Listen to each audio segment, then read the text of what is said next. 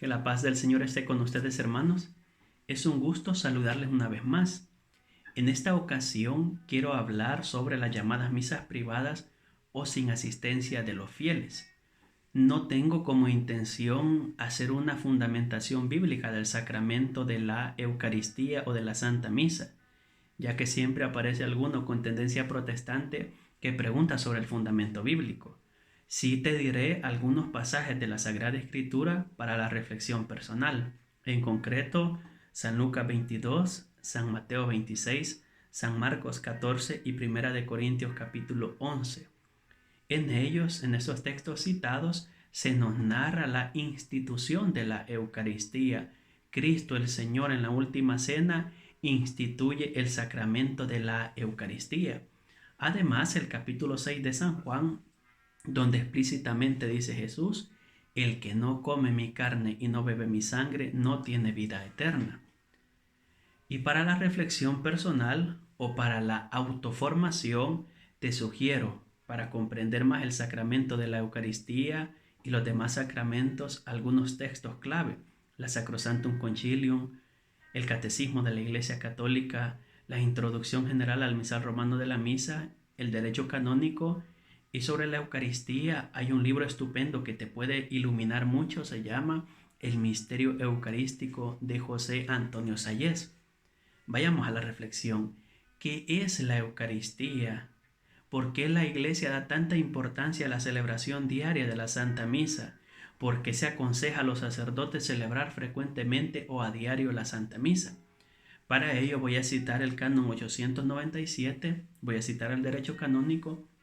Este canon en concreto se llama Canon Teológico del Sacramento de la Eucaristía, porque sintetiza en unas breves líneas lo que significa la Sagrada Eucaristía. Nos explica el valor de la Santísima Eucaristía. Leamos el canon 897. El sacramento más augusto en el que se contiene, se ofrece y se recibe al mismo Cristo nuestro Señor es la Santísima Eucaristía, por la que la Iglesia vive y crece continuamente.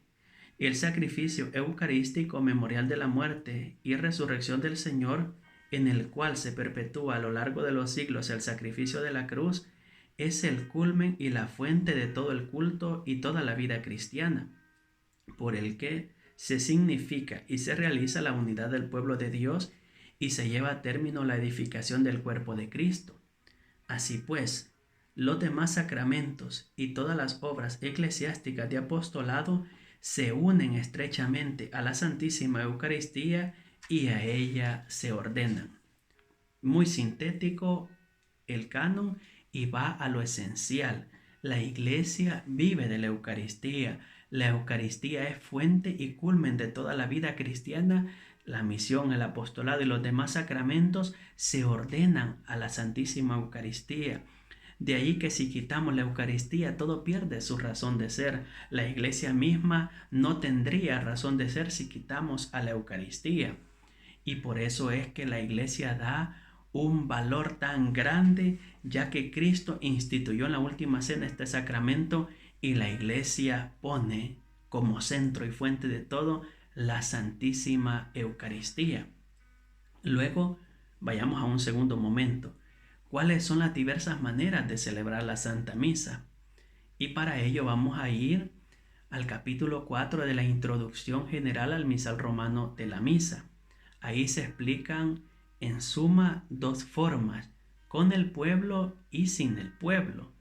Ahora bien, cuando se explica la forma de celebrar la misa con asistencia del pueblo, aparecen tres modalidades. La primera es cuando la preside ya sea el obispo o un sacerdote y los fieles. Esta primera manera es solo el obispo o solo el sacerdote que la preside y los demás fieles. La segunda idea o la segunda forma o modalidad es cuando se da la llamada misa concelebrada, donde a lo mejor esté el obispo y otros sacerdotes que concelebran y los fieles, o puede ser un sacerdote, otros sacerdotes que junto a él concelebran y los fieles. Y la tercera modalidad es cuando esté el sacerdote que la preside y un fiel más. Son las tres modalidades de celebrar la misa con asistencia del pueblo. Luego, se explica la forma de celebrar la misa sin asistencia del pueblo, donde solo está el sacerdote que la preside. Hay algunos puntos que hay que considerar. El primero es el misal romano, la introducción general al misal romano de la misa dice: no se haga esta forma de la Santa Misa si no es con una causa justa. Primera idea. Segunda idea es: se omiten los saludos, el Señor esté con vosotros o con ustedes, se omite. Además, se omite la bendición final. Dicho esto, vamos al tercer momento de la reflexión, y es dónde se encuentra la justificación de la misa privada o sin asistencia de los fieles, y por qué la Iglesia la aconseja y da un valor importante a esta forma de celebrar la Santa Misa. Para responder a esta idea, voy a citar una vez más el derecho canónico, el canon 904, y dice así: los sacerdotes, teniendo siempre presente que en el misterio del sacrificio eucarístico se realiza continuamente la obra de la redención, deben celebrarlo frecuentemente. Es más, se recomienda encarecidamente la celebración diaria, la cual, aunque no pueda tenerse con asistencia de los fieles, es una acción de Cristo y de la Iglesia, en cuya realización los sacerdotes cumplen su principal ministerio. Veamos algunos elementos del canon y que nos van a ayudar a entender por qué la Iglesia recomienda que se celebre la misa todos los días. Primero, se habla de celebración frecuente. Recordemos los Hechos de los Apóstoles 2:42. La comunidad cristiana se reúne para celebrar el misterio de la redención. Se reúne frecuentemente. Frecuentemente se entiende en primer lugar todos los domingos, pero también se aplica a todos los días. La Iglesia celebra todos los días la Santa Misa porque en ella actualiza el memorial de la redención. La Iglesia o el derecho no obliga a los sacerdotes a celebrar la misa todos los días, y es muy importante que lo entendamos. No les obliga, pero sí les sugiere que la hagan la Santa Misa todos los días. ¿Por qué no les obliga? Porque si la Iglesia impusiese, a nosotros nos impusiera la obligación de celebrar la misa a diario, al no hacerlo cometeríamos un pecado de desobediencia. Entonces la Iglesia, sabiendo que hay circunstancias en las que no se puede, por eso recomienda encarecidamente a los sacerdotes. Pensemos en los momentos de guerra, pensemos en los momentos de persecución, cuando el sacerdote está postrado en cama. Hay momentos en que se hace imposible ir a la Santa Misa. Ahora bien, se recomienda que el sacerdote la celebre, si no puede con el pueblo, lo haga él solo o sin el pueblo, por el valor que tiene la Eucaristía. Y para ello hemos de considerar primero que la Santa Misa es una acción de Cristo y de la Iglesia, es una acción pública de la Iglesia. No es mi misa, aunque esté solo yo en la celebración de la misa. Es la misa en la cual oramos a Dios por los vivos y por los difuntos, en la cual celebramos el misterio de la salvación. ¿Y por qué esta Santa Misa solo, digámoslo así? Porque es lo que la gente entiende. O a veces algunos lo han interpretado como a puerta cerrada. Idea que es errónea, pero es una manera de explicar que algunos han encontrado.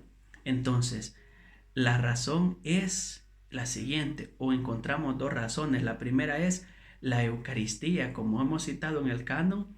La Eucaristía es la razón primera del misterio o del ministerio sacerdotal. No se entiende el sacerdocio sin la Eucaristía. Y la segunda idea es porque el sacerdote ejerce su ministerio o su oficio sacerdotal cuando celebra la Santa Misa, en cuanto que reza por los vivos y por los difuntos.